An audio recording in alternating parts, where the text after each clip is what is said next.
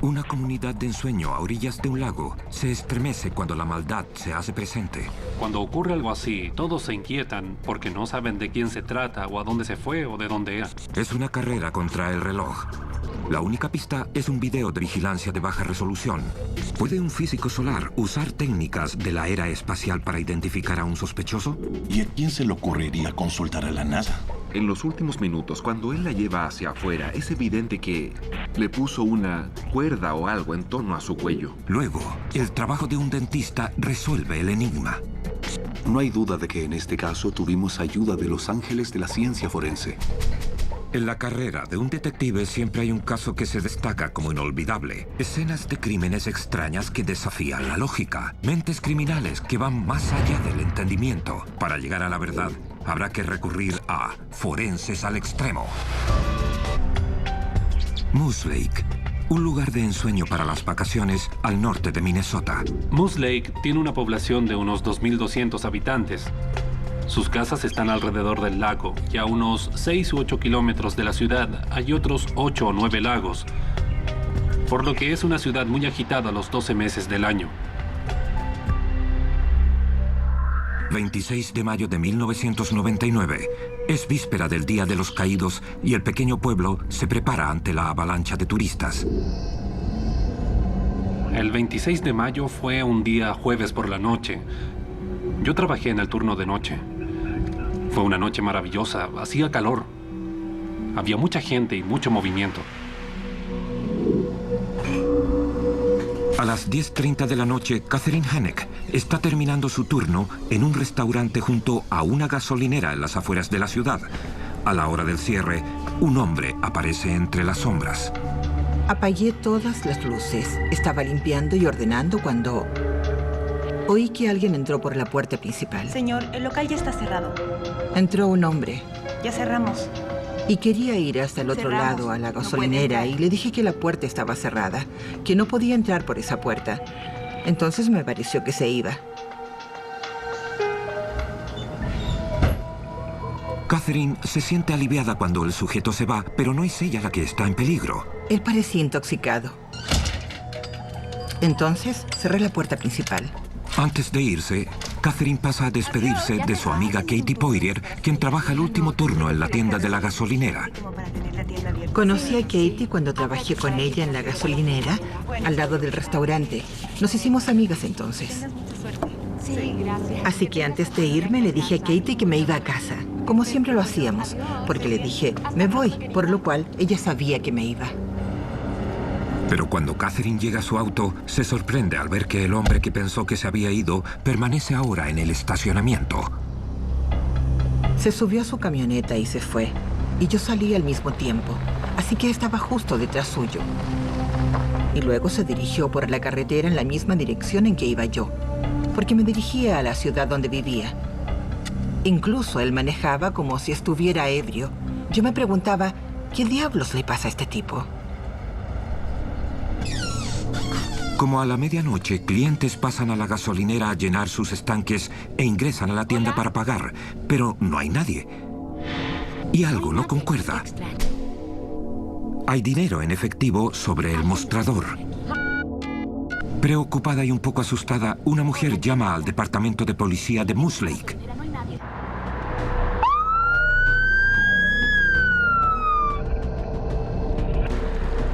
Cuando llegamos, la tienda estaba abierta y las luces encendidas. Y ningún empleado. Buscamos rápidamente por toda la tienda, también en los baños, solo para asegurarnos de que no estaba herida o algo así. Pero Katie Poirier no está herida en el baño ni en parte alguna de la tienda, y hay indicios aún más preocupantes. Las llaves de Katie están sobre el mostrador.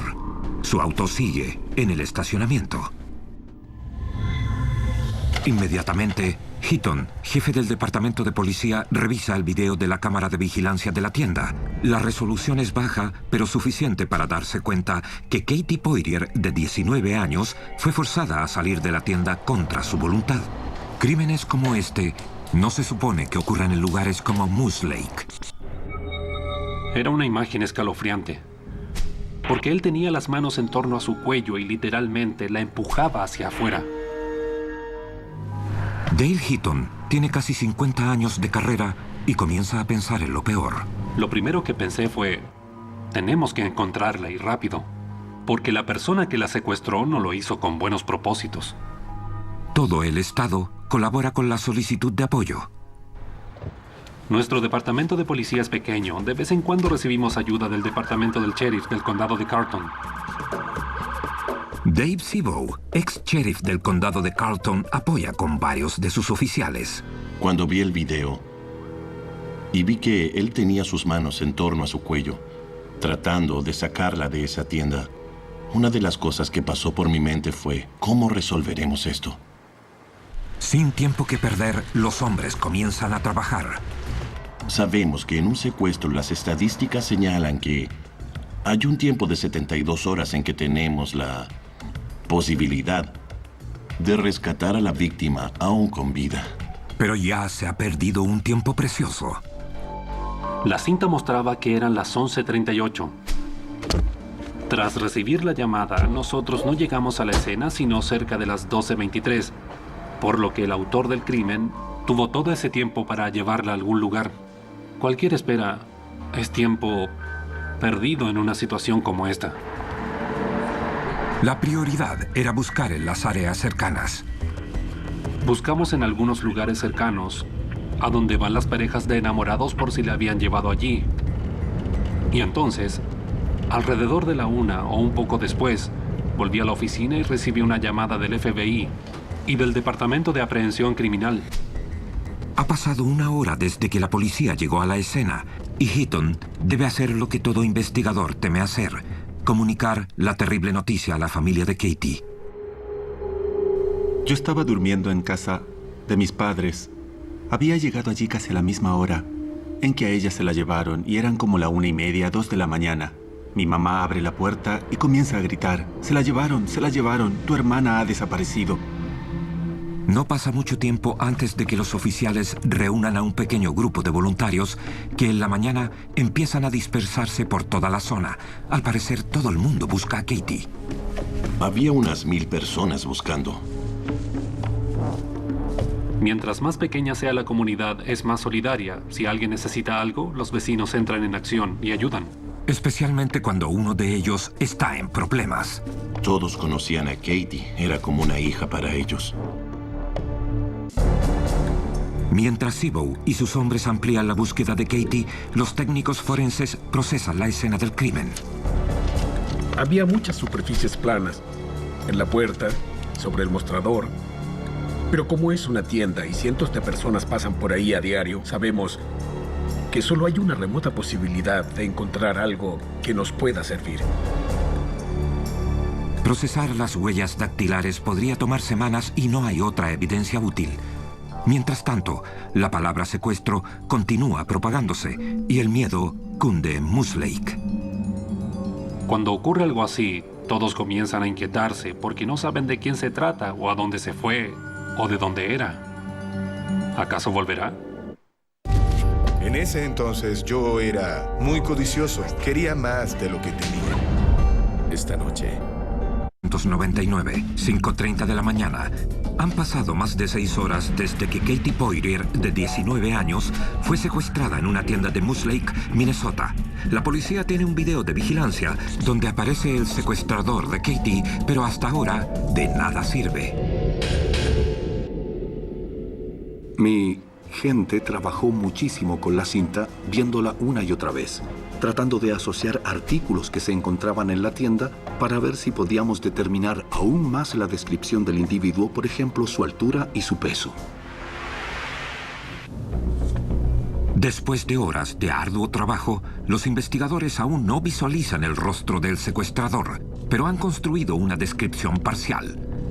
Finalmente, obtuvimos una muy buena descripción física en cuanto a la altura de este individuo y su ropa. El individuo vestía una camiseta deportiva. Y esa fue una de las razones por la que los oficiales creían que podría tratarse de una persona aparentemente joven. Esa camiseta deportiva, uno la relaciona con gente joven. Esta persona no era corpulenta ni gorda. Sí, Parecía estar en buena forma, por lo que nos hizo pensar que tenía 20 años o algo así. Se trataría de un hombre blanco de unos 20 años de aproximadamente 1,82 m que viste una camiseta deportiva. Es un comienzo. Al oír la terrible noticia, Catherine Hanek, la empleada del restaurante, se contacta con los investigadores. Les cuenta sobre su aterrador encuentro con el hombre apenas horas antes de que Katie fuese secuestrada. Ella describió a un hombre blanco que pensaba tenía aproximadamente unos 50 años, de cabello rubio, de apariencia poco común y mentón prominente. Y describió el vehículo del hombre, que era una camioneta de color negro, y estaba muy segura de que los números de la matrícula eran 557. La forma en que él actuó le causó sospechas y mucho miedo. Un hombre de unos 50 años conduciendo una camioneta negra no coincide con el sospechoso que la policía cree ver en el video. Para empezar, estábamos buscando a alguien entre 20 y 30 años. Y yo les dije, el hombre que yo vi tenía entre 40 y 50 años. Y hay otra diferencia. El hombre que vio a Catherine Hanek no vestía una camiseta deportiva. Él llevaba puesta una camiseta normal, de color y unos jeans. Con el tiempo en contra, la policía decide investigar, sobre todo cuando Catherine entrega una valiosa pista sobre la camioneta negra. Katie Hanek estaba segura de que recordaba los tres primeros números de la matrícula del vehículo. Y estaba segura de recordar que la última letra de las 3 letras de la matrícula era Y. Cuando obtuvimos esa lista, pusimos a los investigadores a buscar por todo el estado a los dueños de esos vehículos. Uno de los nombres en la larga lista de dueños de camionetas es Donald Blum. Sus antecedentes revelan que es casado, tiene 2 hijos y vive con su familia en Richfield, Minnesota, a 190 kilómetros de Moose Lake. Así que enviaron a un oficial a Richfield. Enviaron a un detective, quien se puso en contacto con la esposa de Donald Blum. Hola, ¿sí? Ella le dijo a los investigadores que su vehículo era blanco. No. Y el que estábamos buscando era todo lo contrario, negro. También dijo que lo habían vendido y que ya no lo tenían en su poder. De acuerdo, muchas gracias. Por lo que ese vehículo se descartó y los investigadores siguieron con el próximo de la lista. Con escasas pistas a su haber, los investigadores piden a Catherine y a otros que vieron la camioneta negra trabajar con un retratista de la policía. Este retrato compuesto se hizo con las coincidencias de todos los testigos al describir a la persona que vieron esa noche. 27 de mayo, 10:30 de la mañana. 10 horas después de la desaparición de Katie Poirier, el retrato de la policía se distribuye a los medios de comunicación y pasa a ser noticia a nivel nacional. Tuve que ser fuerte, solo pensaba en encontrar a Katie y al recoger el periódico me sentí bien. Estaba su foto. Alguien la verá, alguien la va a ver a ella. Con la atención de los medios, no pasa tiempo antes de que los teléfonos policiales comiencen a sonar. De inmediato empezamos a obtener pistas sobre la camioneta y hasta ese momento sabíamos que era de un hombre blanco que conducía una camioneta de color negro. Y nos llegaron cientos y cientos, en este caso miles de pistas. Uno por uno se tachan los nombres de la creciente lista de posibles sospechosos. Al mismo tiempo, una revisión de los registros de delincuentes sexuales en la zona sugiere el nombre de Lourdes Craigen. Tenía antecedentes penales por delitos sexuales y su descripción física coincidía casi totalmente con la información que teníamos, así como también con el retrato, por lo que era buscado intensa y cuidadosamente. Craigen es delgado y blanco. Podría ser él quien aparece en el video, pero es imposible estar seguro. Los investigadores lo han intentado todo para mejorar la calidad del video de vigilancia sin resultados. A un miembro del grupo de trabajo se le ocurre una idea. Tal vez los científicos de la NASA puedan ayudar. ¿Y a quién se le ocurriría consultar a la NASA?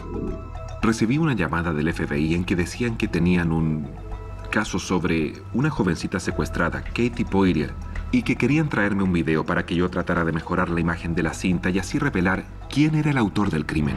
27 de mayo, han pasado más de 15 horas desde que Katie Poirier fue secuestrada.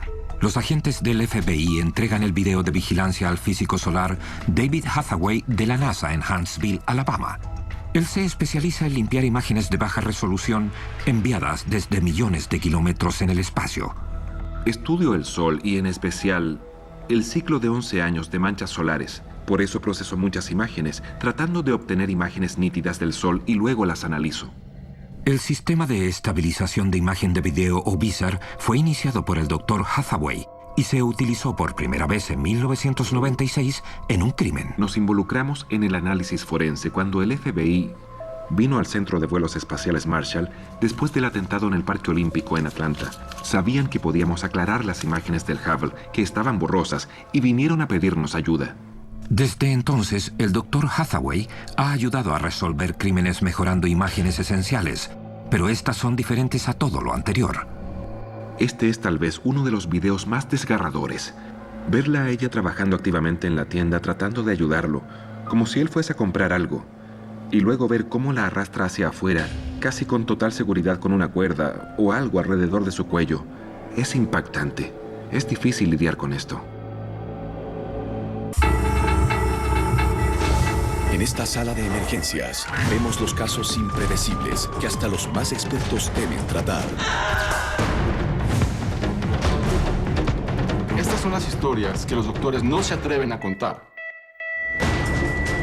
La diferencia entre la vida y la muerte es cuestión de segundos en Sala de Emergencias. 99:03 de la tarde. La policía debe apresurarse para encontrar a Katie Poirier, secuestrada 15 horas antes por un hombre grabado en un video de vigilancia de baja resolución. El video está ahora en manos del físico solar de la NASA, David Hathaway, en Huntsville, Alabama. Este fue uno de los casos más intensos en que he trabajado. Era un caso donde realmente pensábamos que si podíamos identificar al tipo y atraparlo de inmediato, podríamos salvarle la vida a ella. Fue muy estresante. Mejorar las imágenes de baja resolución implica una serie de pasos complejos que requieren de mucho tiempo. Debíamos hacer muchas cosas. Una de ellas era el llamado video entrelazado. Cada cuadro son dos imágenes que se unen con líneas de número impar, componiendo una sola imagen, y las líneas de números pares forman otra. Con el fin de obtener imágenes nítidas, tuvimos que separarlas y llenar los espacios intermedios, con una técnica que ya antes hemos probado y funciona muy bien para llenar los vacíos. Esta técnica produce imágenes únicas de este video entrelazado. Varias horas más tarde, las imágenes solo están un poco mejoradas, pero las pistas vitales se pueden revelar. El punto clave fue la camiseta de béisbol. Él vestía una camiseta de béisbol típica, oscura por delante y con mangas de colores claros, con la insignia de un equipo y el número 23 en la parte posterior. Es una ayuda, pero miles de fanáticos usan camisetas así. ¿Cómo la policía podría diferenciar esta? Obtener una imagen clara del secuestrador de Katie es difícil incluso para una de las mentes más brillantes de la NASA. Algo lamentable en el video es que la cámara capta la base de un estante de cigarros. Entonces la cara de él queda cubierta por este estante y no se ve. Solo podemos observarlo desde el mentón hacia abajo. Sin embargo, el Dr. Hathaway no se da por vencido. Él puede manipular un solo cuadro hasta que sea lo suficientemente nítido para entregar una nueva pista reveladora, una que cambiará el curso de toda la investigación. Hay distintas secuencias donde él está parado y se puede aclarar un poco, y una en particular donde él está muy cerca de la cámara. Se pueden distinguir los detalles en el cabello y un poco de su cara donde es evidente que se trata de una persona mayor. Una persona mayor. La policía siempre estuvo convencida de que su hombre tenía entre 20 y 30 años. Ahora piensan que tiene entre 40 y 50 años, casi 10 años mayor que su principal sospechoso, Lourdes Cragen, pero eso no es todo. Otra evidencia importante, gracias al segundo mejoramiento de la cinta de video por la NASA, fue que pudieron determinar que el pelo en la parte trasera de la cabeza del sospechoso tenía una coloración diferente, la que creen se debe a que se tiñe el pelo o definitivamente era de color diferente. Catherine Hanek describió a un sospechoso de cabello desordenado en una camioneta negra. Catherine dijo que el hombre vestía una camiseta normal, no una camiseta deportiva. ¿Es posible que se haya cambiado de ropa? Y como aún no hay imagen clara de la cara del secuestrador, los investigadores siguen revisando la larga lista de personas que poseen camionetas negras. 30 de mayo, 10 de la mañana. El reloj pasa las 72 horas cruciales. Las esperanzas de encontrar viva a Katie Poirier disminuyen, pero su familia se niega a darse por vencida. We still have hope, we still have the faith, and we just want to find Katie.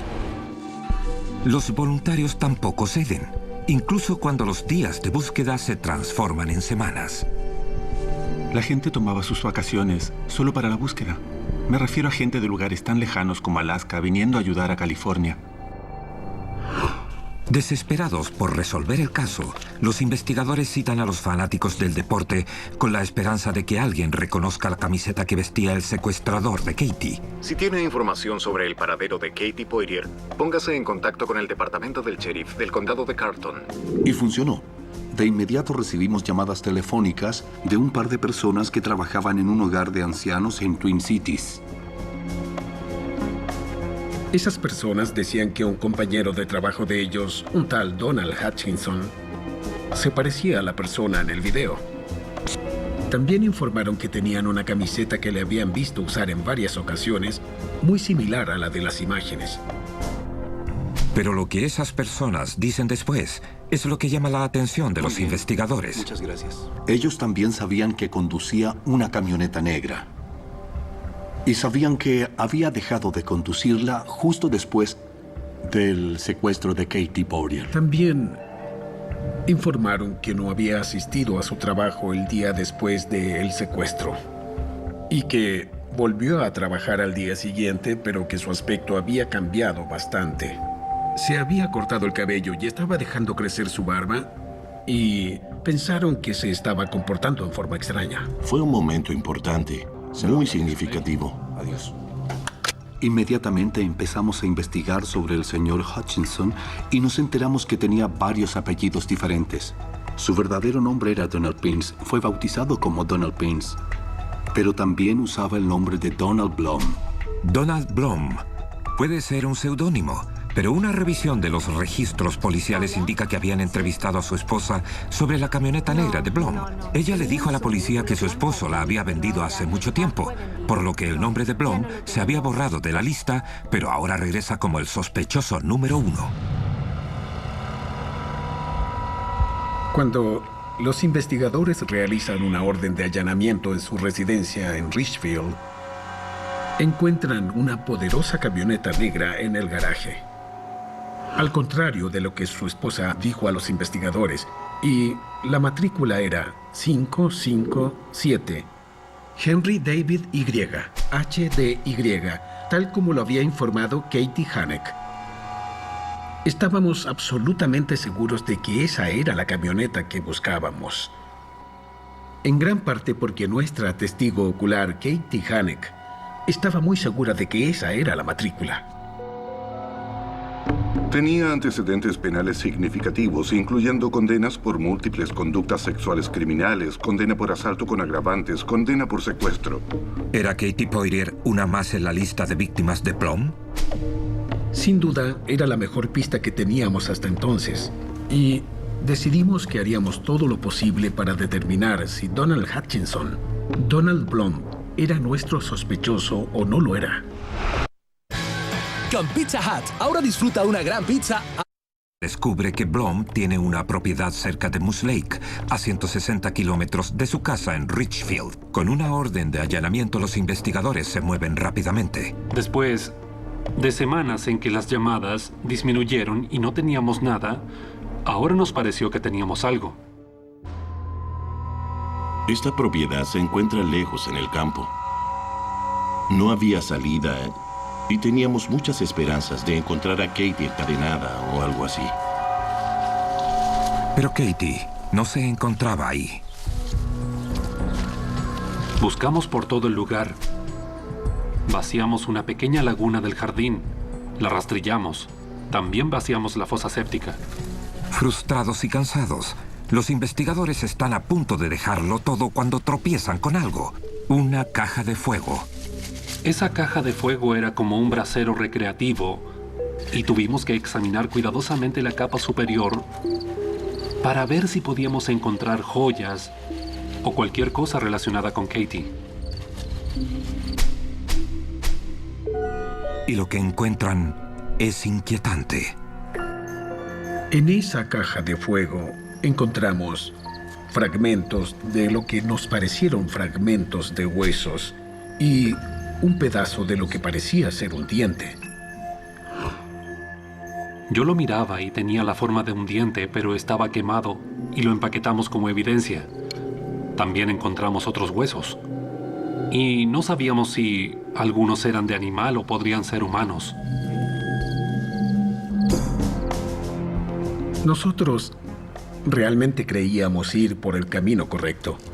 El inconveniente era que eso significaba que si había restos humanos allí, alguien había muerto y teníamos miedo de que se tratara de Katie Poirier. Nos sorprendió encontrar un tercio de un balde de helados de 4,5 litros con fragmentos de huesos humanos, incluyendo un diente. Entonces, nos dimos cuenta de que necesitábamos a alguien más calificado para examinar esas cosas. Nos contactamos con la doctora Susan Meister, quien es antropóloga forense de la Universidad de Hamlin en St. Paul.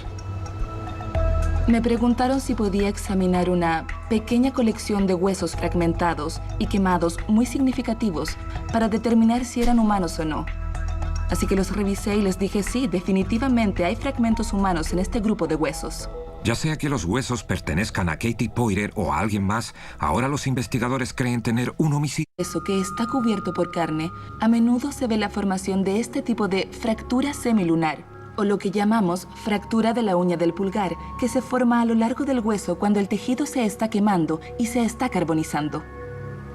La mayoría de los huesos que encontré eran huesos que fueron quemados cuando la piel aún los cubría. La doctora Meister descubre evidencias más preocupantes. Todos los fragmentos de huesos que se habían recogido en la caja de fuego en la propiedad de Donald Blum pertenecían a los restos de una mujer joven muy pequeña. Pude hacer esa distinción porque teníamos huesos que representan a cada segmento del esqueleto.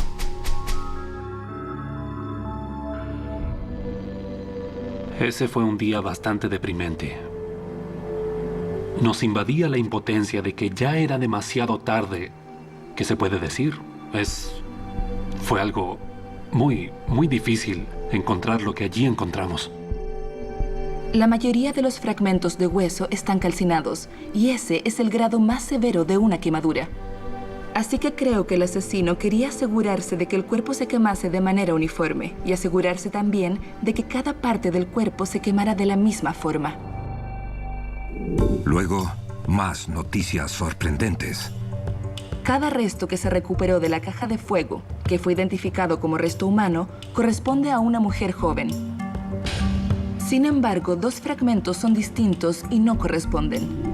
Posiblemente hubo una segunda víctima. Es un descubrimiento inesperado y espantoso. En la propiedad de Donald Blum se han encontrado restos humanos no de uno, sino de 2 cuerpos incinerados. Ya voy, bebé. Los carbonizados de ambos cuerpos son encontrados en una caja de fuego cerca de Moose Lake. La policía teme que una de las víctimas sea Katie Poirier, desaparecida hace 3 semanas. Los investigadores creen que Donald Blum es parte de estos oscuros crímenes, pero ¿pueden probarlo? Primero, los expertos forenses deben determinar si alguno de los huesos y el diente realmente pertenecen a Katie. Posterior a mi análisis del diente y de algunos de los fragmentos de huesos, estos fueron enviados al laboratorio del FBI, en Quantico, Virginia, a fin de ver si podían extraer ADN de ellos. Pero los huesos y el diente estaban tan quemados que no había suficiente material orgánico para extraer una buena calidad de ADN y hacer un análisis. Sin ADN, la doctora Meister continúa estudiando los huesos, buscando cualquier signo de trauma antes de la incineración. A continuación, ella identifica un fragmento que es parte de la mandíbula.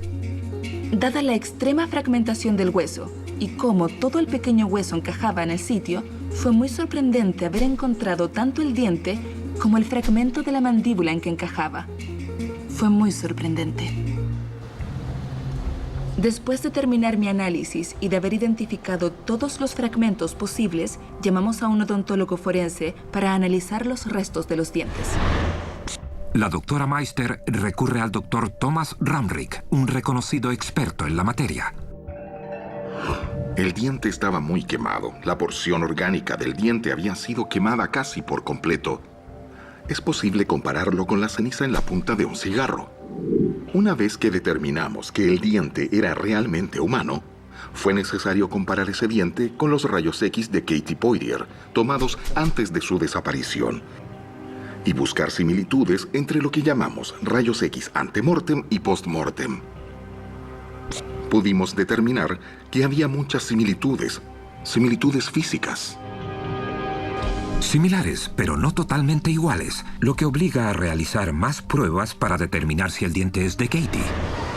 Mientras tanto, los investigadores van en busca de Donald Blum y encuentran al presunto asesino acampando con su familia cerca de Alexandria, Minnesota.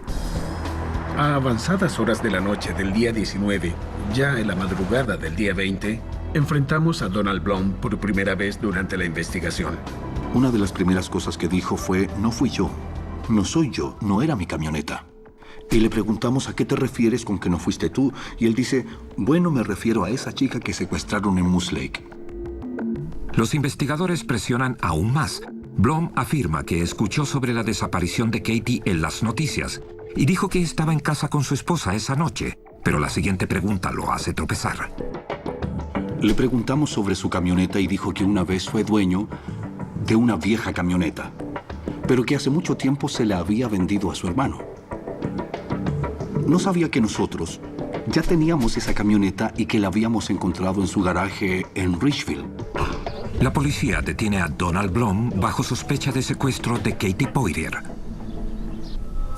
Aún así, condenar a Blum no será fácil sin un cuerpo, por lo que los investigadores vuelven al video de vigilancia, pero Blum ha alterado su apariencia, dificultando una identificación positiva. Luego, la policía elabora un nuevo plan. Decidimos que necesitábamos una rueda de identificación de sospechosos en vivo en vez de una serie de fotos. Teníamos a Donald Blum y a otras 5 personas muy parecidas físicamente. Todos estaban vestidos de la misma forma y también a 7 testigos que los miraron a través de un espejo unidireccional. En la rueda de identificación yo estaba muy enojada. Me dieron un lápiz y un papel para escribir mis pensamientos y opiniones.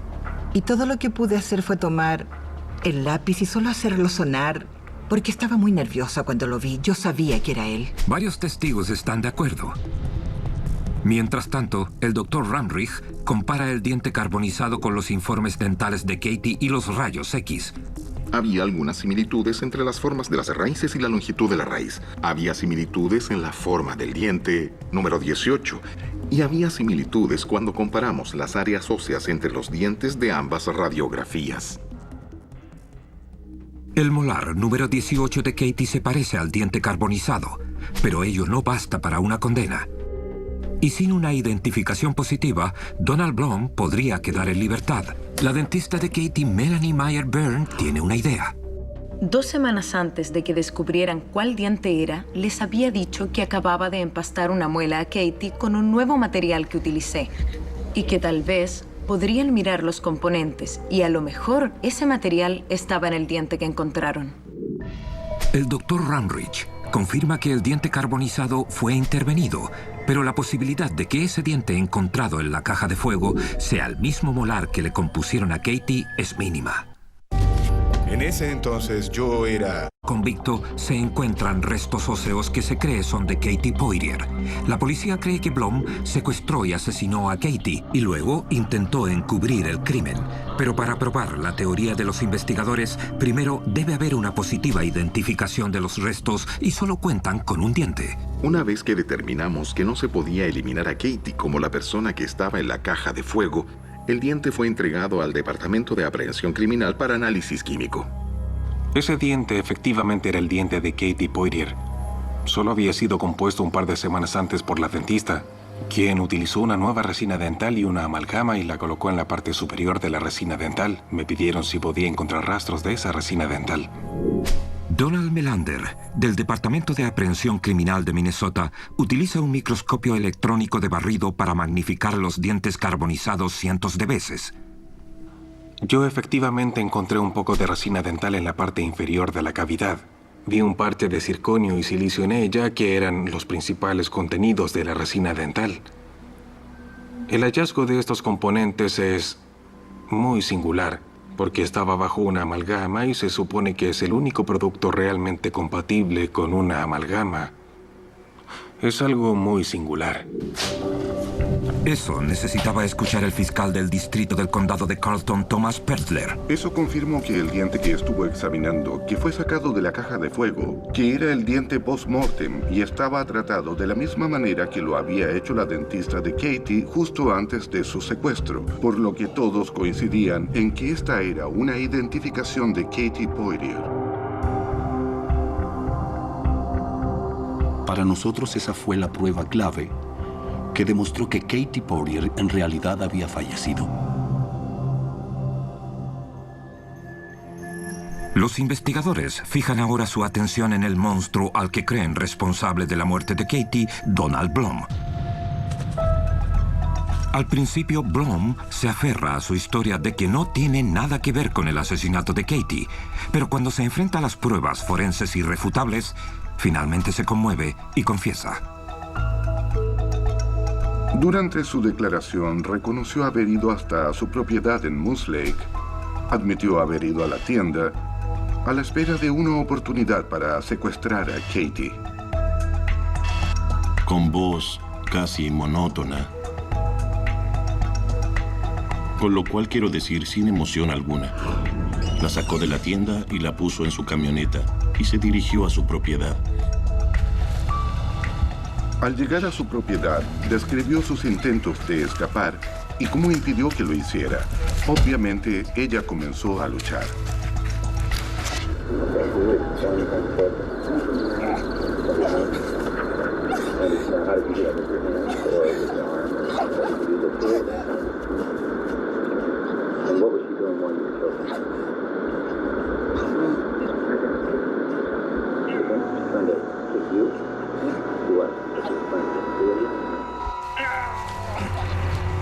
Él reconoció que ella estuvo luchando, queriendo zafarse. Era una mujer pequeña, una mujer menuda, pero era luchadora y llena de energía, y por desgracia llena de la vida que él le arrebató. Él indicó que la mató asfixiándola. Admitió que después de hacerlo, quemó su cuerpo en la caja de fuego. Los investigadores informaron de inmediato a la familia de Katie acerca de la confesión de Blum. Yo estaba en casa de mis padres, sentado a la mesa, y ellos llamaron a todos, a toda la familia más cercana a la habitación para decirnos que Donald Blum había confesado el asesinato o el secuestro y asesinato de la hija, hermana y nieta. Y así fue como lo dijo, y creo que todos nos conmovimos y lloramos. Él puede haberla matado, haber tomado su cuerpo, pero no tomó su alma. Y eso es probablemente lo más importante, que él no ganó y nunca va a ganar. Luego, en un giro sorprendente, Blum afirma que estaba bajo la influencia de un medicamento cuando hizo la confesión y se retracta. 9 meses más tarde, el caso va a juicio. El abogado defensor de Blum afirma que el verdadero asesino no es su cliente, sino que Lourdes Cragen, a quien los policías habían investigado antes. Él se convirtió en una cortina de humo para nosotros y en un problema con respecto al juicio porque nos habíamos concentrado con tanta fuerza en él por sus antecedentes penales y sus delitos pasados, que esto complicaba el caso para nosotros porque lo habíamos descartado por completo como sospechoso en este caso. Pero los fiscales temen que mencionar el nombre de Cragen puede arrojar suficientes dudas en los miembros del jurado como para absolver a Donald Blum. Los investigadores necesitan actuar con rapidez. Una vez más, recurren al físico solar de la NASA, David Hathaway, esta vez para descartar a un sospechoso. Me preguntaron si podría ver nuevamente el video para determinar si había tatuajes. Afortunadamente, en una secuencia del video hay unos 6 cuadros donde él está parado casi frente al mostrador y frente a la cámara. Y entonces fue posible utilizar nuestro proceso en esa secuencia para aclararla lo suficiente y determinar que no había ningún tatuaje. Y eso bastó para aclarar que Lourdes Craigen no era el asesino. No había ningún tatuaje visible en el brazo izquierdo del sospechoso. Pero él tenía uno en su brazo izquierdo. Los investigadores confirman que el tatuaje del brazo de Craigen lo tenía mucho antes de que Katie fuera secuestrada. Por segunda vez lo eliminan como sospechoso. La fiscalía apoya el caso y los miembros del jurado se apresuran a emitir un veredicto.